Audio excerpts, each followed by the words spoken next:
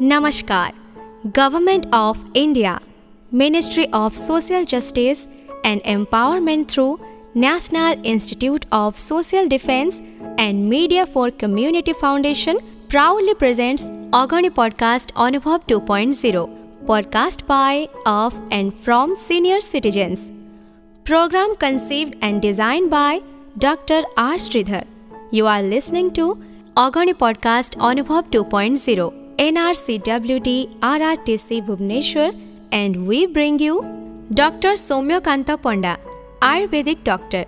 He is a trainer at Health Department, Government of Odisha and social activist. Now he will describe how to add a healthy diet in day-to-day life. जय जगन्नाथ। आमे लोक मानक आपण मानक सचेतन करबा हवा दरकार जे आपण माने जदि बाड़ी बगीचार मिलुथिबा फल पनीपरिबा प्रचुर मात्रा रे खाइबे ताहले आपणकर जो झिया मानकर सौंदर्य बढ़िबा सहित आपणक शरीर रे कोनोसी प्रकार रो विटामिन बा मिनरल कोनोसी प्रकार पोषक तत्व अभाव रहिबो नै। तो ये तीनोटी जाक जिनिस आपण ठीक भाव जदि खाइले ताले तीनोटी आपणकर 3G जो कहली गो ग्रो एवं ग्लो ये तीनोटी जाक ठीक भाव में आपणकर शरीर रे रहिबो एवं आपणकर जो वार्धक्य अवस्थाटा को तो आमे दूरे पारिबा नै कारण सेटा तो आसीबो ही आसीबो मर्त्यमंडल देह बही देवता हेले भी मरई तो सबु अवस्था जेमिति भगवानकर से अवस्था सब आसीची शैशव अवस्था कैशोर अवस्था युवावस्था एवं वार्धक्य अवस्था तो से भली भाव में आमर से अवस्था गुड़ाक आसीबो किंतु आमे गोटे काम करि परिबा सबु अवस्था रे मध्य देखनु केते गुडे लोक अछन आपण जानिथिबे किछि दिन तले जने बाबांकर नाम आसीथिला जे कि राष्ट्रपति पुरस्कार पाइथिले बाबा शिवानंद बोली 125 वर्ष बयस रे मध्य तांकर दृष्टि शक्ति तांकर चुटी कथा आपण जे देखिबे किंबा तांकर दांत कथा देखिबे से बहुत निजको ठीक रखि पारिथिले कारण से जने जोगी थिले। जोगी जे जोग सबुदिने करिवो निश्चित भाव में तांकर शरीर सुस्थ रहिबो आ से खाद्यपेय रे मध्य नियमितता पूरा रखुथिले खाद्यर समयानुवर्तिता रखुथिले जहा फल कि 125 वर्ष रे मध्य जने बाबा के बहुत सुस्थ अछंती।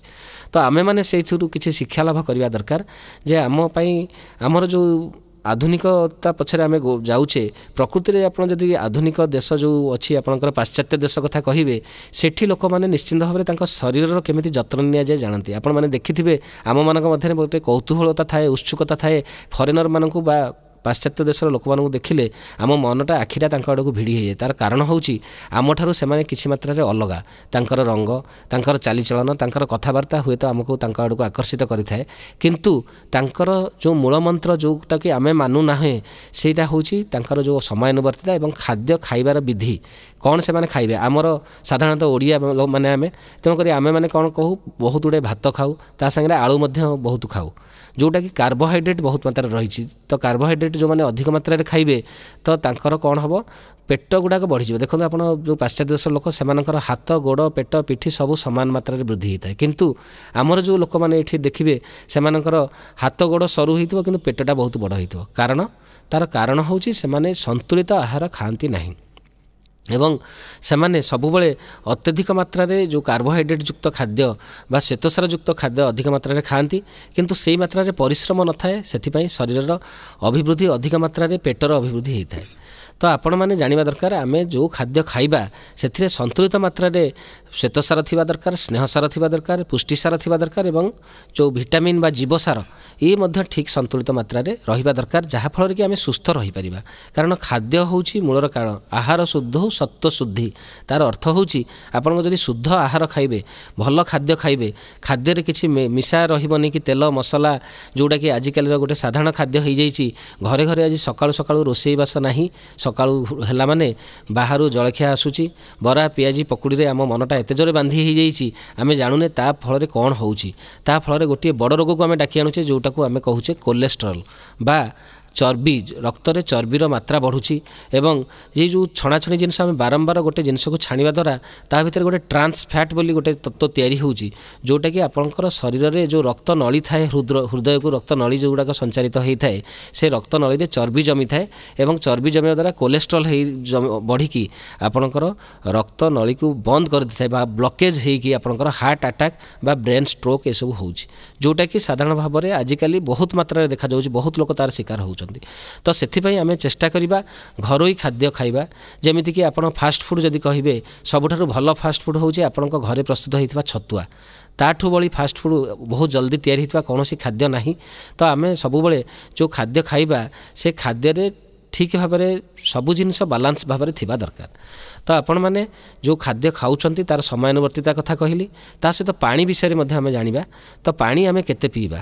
ଆମର ଦିନକୁ ଶରୀର ପାଇଁ ଆବଶ୍ୟକ, ଶୀତ ଦିନେ ଯଦି ଦେଖିବା 2 ଲିଟର ପାଣି ଆବଶ୍ୟକ, ବା ଆମେ ଯଦି ତାକୁ 2 ଲିଟର କହିଲେ ଆପଣମାନେ ବହୁତ ବୁଝିପାରିବେ ନାହିଁ, ତେଣୁକରି ତାକୁ 8 ଗ୍ଲାସ୍ ବୋଲି ଆମେ ଧରିବା ଯଦି, ତାହେଲେ 8 ଗ୍ଲାସ୍ ପାଣି ଆପଣ ପିଇବେ।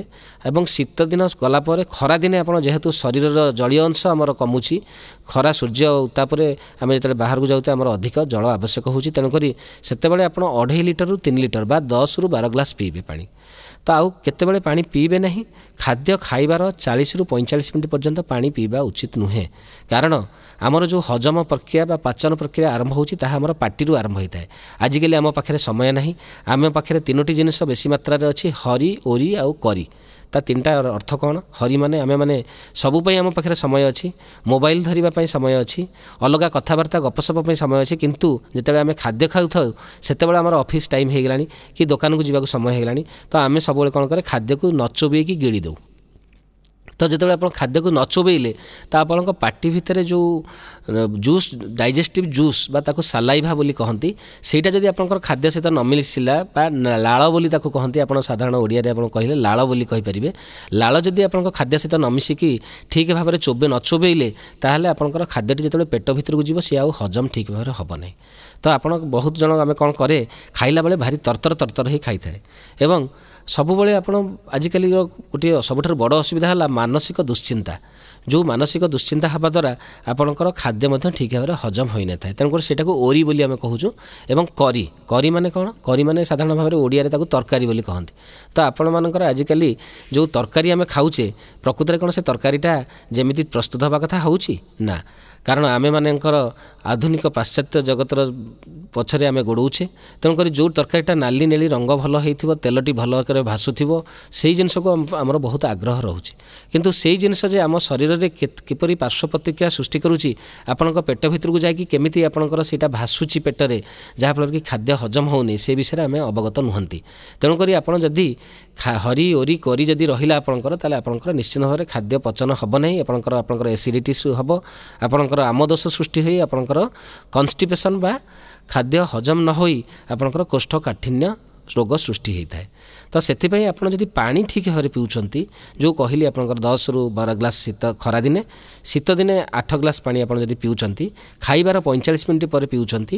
ଏବଂ ସବୁବେଳେ ମନେ ରଖିଥାନ୍ତୁ, ଯେମିତି ମୁଁ ମନା କଲି, ରାତିରେ ଆପଣ ଖାଦ୍ୟ ଖାଇବେ ନାହିଁ। ଯେଉଁମାନେ ରାତିରେ ଖାଦ୍ୟ ଖାଆନ୍ତି ନାହିଁ ସେମାନେ ଦୀର୍ଘାୟୁ ହୁଅନ୍ତି, ତାଙ୍କର ଆୟୁଷ ବୃଦ୍ଧି ହୋଇଥାଏ ଏବଂ ତାଙ୍କର ବାର୍ଦ୍ଧକ୍ୟଟା ବହୁତ ଲେଟ୍ ହୋଇଥାଏ। ଲେଟ୍ରେ ତାଙ୍କର ବୁଢ଼ା ହୋଇଥାନ୍ତି, ଲେଟ୍ରେ ତାଙ୍କର ଦାନ୍ତ ପଡ଼ିବା ଆରମ୍ଭ ହୁଏ, ଲେଟ୍ରେ ତାଙ୍କର ଦୃଷ୍ଟିଶକ୍ତି କମିଥାଏ ଏବଂ ଲେଟ୍ରେ ମଧ୍ୟ ଚୁଟି ପାଚିବା ହୋଇଥାଏ। ତ ସେଥିପାଇଁ ଆପଣ ପାଣି ମିନିମମ୍ 45 ମିନିଟ୍ ପରେ ପିଇବେ। ଦିନରେ ପାଣି ପିଇବେ, ଦିନରେ ଖାଇବାର 45 ମିନିଟ୍ ପରେ ଆପଣ ପାଣି ପିଇବେ। ଏବଂ ରାତିରେ ବିଲକୁଲ ଆପଣ ପାଣି ପିଇବେ ନାହିଁ। କାରଣ ଆପଣ ଦେଖନ୍ତୁ, ଦିନ ସାରା ଆପଣ କାମ କଲେ, ରାତିଟା ଚାହୁଁଛନ୍ତି କ'ଣ? ଶୋଇବେ, ବିଶ୍ରାମ ନେବେ।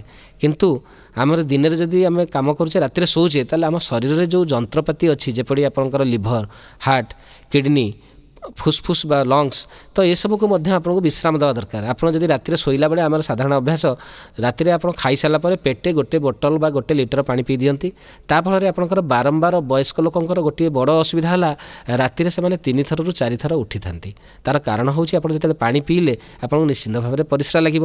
ତ ପରିସ୍ରା ଲାଗିଲା ପରେ ଆପଣ ଉଠିଲେ, ପୁଣି 2 ଗ୍ଲାସ୍ ପାଣି ପିଇଲେ, ପୁଣି ଶୋଇଲେ, ତାପରେ ପୁଣି ଉଠିଲେ। ଏଭଳି ଭାବରେ ନିଦ୍ରା ଯେଉଁ ହୁଏ, ନିଦ୍ରାହୀନତା ମୁଁ ପୂର୍ବରୁ କହୁଥିଲି, ବାର୍ଦ୍ଧକ୍ୟ ଅବସ୍ଥାରେ ଗୋଟେ ନିଦ୍ରାହୀନତା ଗୋଟିଏ ବଡ଼ ଅସୁବିଧା।